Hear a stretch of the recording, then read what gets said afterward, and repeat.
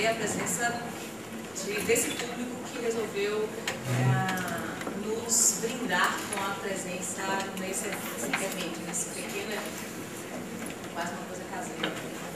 E a proposta era falar dos animais, dos venenos dos animais peçonhentos, o que a gente já estudou ao longo desse tempo, ao longo desses 22 anos. No meio da preparação, eu descobri que eu não ia conseguir falar de tudo, porque eu não tinha ideia de quanta coisa que a gente já tinha estudado. Então a proposta ficou de falar das serpentes, do veneno das serpentes. E aí eu peço desculpa que não está presente, mas é o trabalho de Tiago, sobre o escorpião. Mas nós também estudamos a variação geográfica do veneno de escorpião, mostrando que, como Ana até mostrou, a região sudoeste da Bahia ela tem casos muito mais graves do que os casos registrados aqui na região metropolitana. A gente tem uma série de trabalhos feitos por Andréia e por Rejane, não tem registro de óbitos nessa região aqui, na nossa região metropolitana. E a gente tem registro de óbitos no sudoeste da Bahia. Então a gente foi investigar o veneno para saber o que tinha de diferente e a gente observou realmente que o veneno é diferente. E eu espero que a gente agora comece uma nova parceria com o pessoal de Belo Horizonte, da FUNED, para tentar mapear melhor isso e ver, do ponto de vista biogeográfico, onde estão os venenos mais potentes e onde, na verdade, deve-se voltar o olhar para a clínica com um pouco mais de atenção. Então, eu acho que é essa junção que a gente tem que ter. Os trabalhos aqui são muito voltados para os mecanismos de ação dos venenos, mas a gente está sempre pensando nesse mecanismo de ação para entender como é o envenenamento, para poder, inclusive, contribuir com a clínica e contribuir um pouquinho mais com o entendimento do ofidismo na Bahia. E, no nosso caso, ou dos acidentes por animais peçonhentos de uma maneira geral. Então, a proposta é falar um pouquinho desses venenos. Bom, isso a gente já viu, mas eu queria pontuar algumas coisas. Tatiana não está mais trabalhando no laboratório com a gente, e nós começamos as três falando das aranhas, sobre a orientação de Tânia, que na época era o laboratório de animais peçonhentos. Em 2009, então, qual é a situação hoje? Tatiana é uma médica pediatra, né, que largou a biologia e a dermatologia. Rejane é a coordenadora do núcleo, que agora não é mais do LAR, que é o núcleo regional de Orfeologia e Animais Peçonhentos. Eu não trabalho na UFBA, então eu sou docente de duas outras instituições, a Escola Baiana de Medicina e Saúde Pública, que é uma fundação, e a Universidade do Estado da Bahia, e hoje eu coordeno um núcleo de estudos em venenos animais, também cadastrado no CNPq, porque a gente direcionou mais para o estudo dos venenos. E colaboramos com a UFBA nesses trabalhos. E Tânia, que é a curadora da Museozoologia, era a coordenadora, e hoje continua colaboradora, mas também é docente da Escola Baiana de Medicina e Saúde Pública e, na verdade, foi a incentivadora inicial para que eu conseguisse montar esse núcleo de estudos venenos.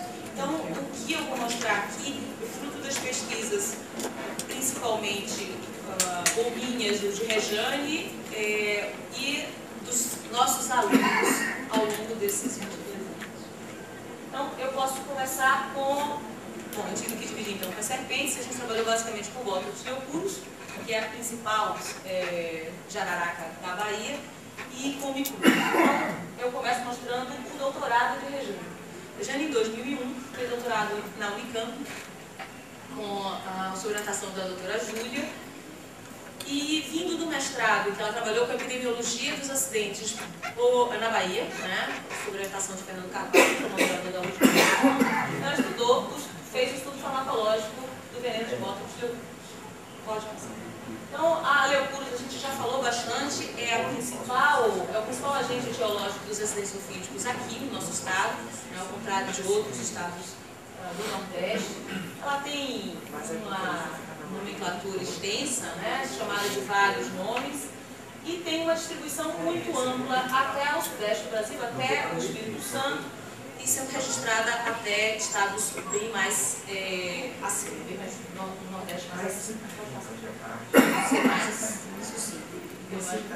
Qual que era o objetivo do trabalho dela? Não vou falar tudo do que ela trabalhou, porque senão dava só a tese dela.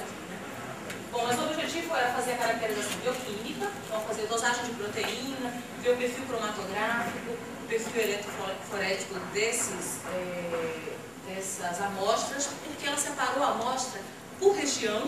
Então ela trabalhou com a região metropolitana e a região sul-sudoeste da Bahia, então ela trabalhou populações diferentes e ela trabalhou variação geográfica. Então ela trabalhou um pool de machos e um pool de fêmeas. Então ela queria ver se existiam, quanto às várias características que eu vou falar, diferença sexual e diferença geográfica. Esse era o objetivo. Então ela testou a caracterização bioquímica, caracterização de várias atividades, então ela testou desde toxicidade, atividade proteolítica, hemorrágica, necrosante, coagulante, fibrinolítica, edemaciante e biotóxica. Ela também investigou a possibilidade desse veneno ter uma ação sobre a junção neuromuscular. Alguns trabalhos mostram que o veneno botrópico poderia ter alguma ação neuromuscular, sobre a junção neuromuscular. E ela queria testar o grau de soroproteção do soro do Butantan e um soro produzido especificamente para leucuros, que foi produzido pelo Balbran, para que ela testasse. Né? Então ela queria ver o grau de proteção do soro comercial disponível, do principal do Butantan e de um. Então ela trabalhou então com duas populações, né, na sua variação geográfica, que foi a região metropolitana de Salvador, então ela pegou amostras de Salvador e de Simão Espírito, aqui em azul, e da região sul-sudeste baiano, particularmente Valença e Camamu.